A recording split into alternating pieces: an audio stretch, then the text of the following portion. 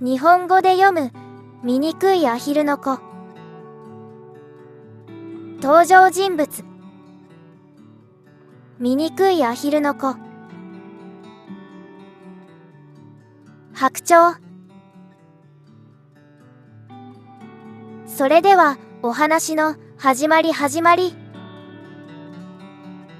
ある池の近くでアヒルのお母さんが卵を温めていました。ある日、卵が一つ、また一つと割れて、中からかわいいアヒルの子供たちが出てきました。でも、最後の卵だけ、なかなか割れません。この卵は、ずいぶん大きいわね。お母さんは、少し心配しながら待ちました。しばらくすると、大きな卵もやっと割れました。しかし、中から出てきたのは、他の子供たちと見た目が違う、大きくて灰色の子供でした。お母さんアヒルは、その子を見て言いました。ずいぶん見た目が違うけど、でも、無事に生まれてくれてよかったわ。しかし、他の子供たちは言いました。なんか、怖い。変な子。お母さんは、みんなに注意しました。そんなことを言ったら、かわいそうでしょ？次の日から、お母さんは子供たちを池へ連れて行きました。子供たちは、みんな上手に泳ぎました。醜いアヒルの子もとても上手に泳ぎました。お母さんは嬉しそうに言いました。よかった。この子も上手に泳げるのね。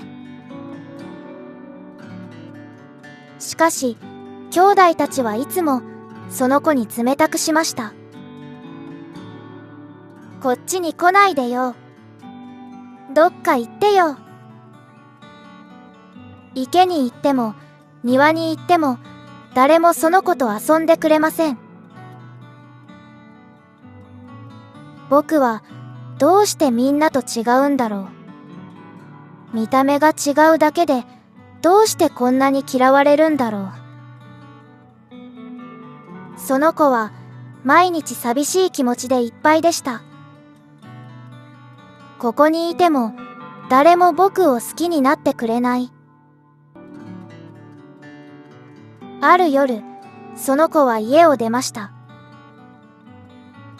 一人で森や川のそばを歩き、幸せに暮らせる場所を探し続けました。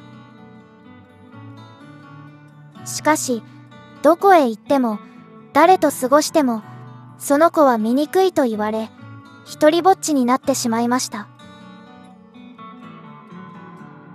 ある日の夕方、その子は白くて大きな鳥たちが空高く飛んでいくところを見ました。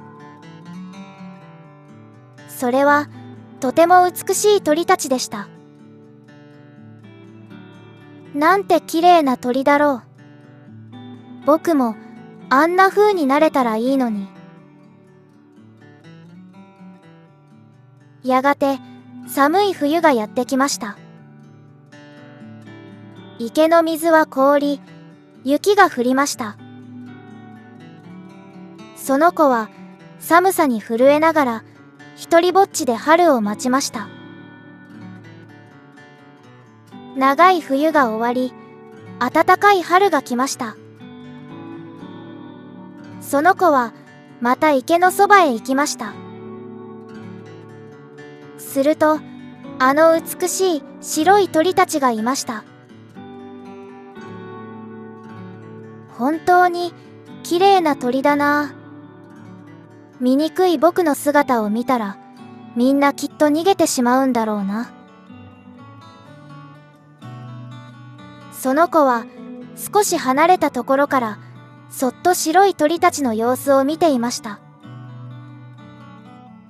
すると突然、後ろから声がしました。やあ、こんなところで何をしているの？振り向くと、1羽の白い鳥が立っていました。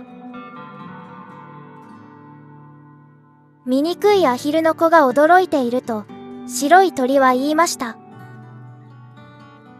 一緒に遊ぼうよ。醜いアヒルの子は、さらに驚いて言いました。ありがとう。